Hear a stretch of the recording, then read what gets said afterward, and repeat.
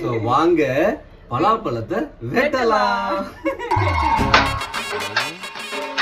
அம்மாவின் பாதையிலே அம்மா எவ்வளவு அழகா வெட்டினாங்க. எவ்வளவு கோணலா வெட்டுற நீ.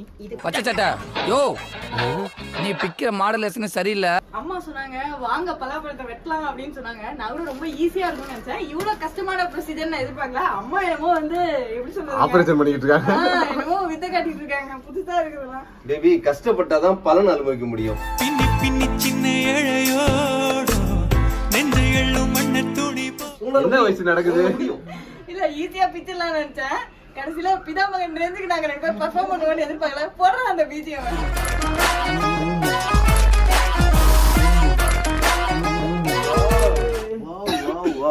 அம்மாவையும் வயசையும் பிரிக்க முடியாத மாதிரி பலாப்பழத்தையும் பிரிக்க முடியல.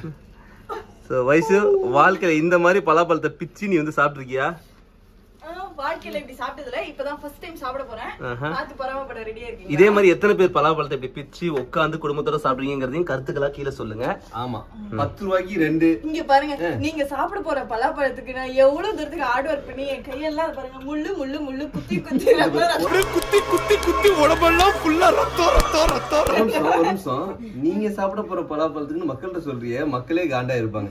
நீ சாப்பிடுறதுன்னா நான் சொல்றது கேமராமேன் சாப்பிட எனக்காக சாரி மக்களே, நான் இங்க இருக்கேன். சோ மக்களே கண்டிப்பா உங்களுக்கு காண்டா தான் ஆகும். ஏன்னா பலாப்பழத்தை இப்படி மூஞ்சிக்கு நேரா வச்சு உச்சி சாப்பிடுறீங்களே.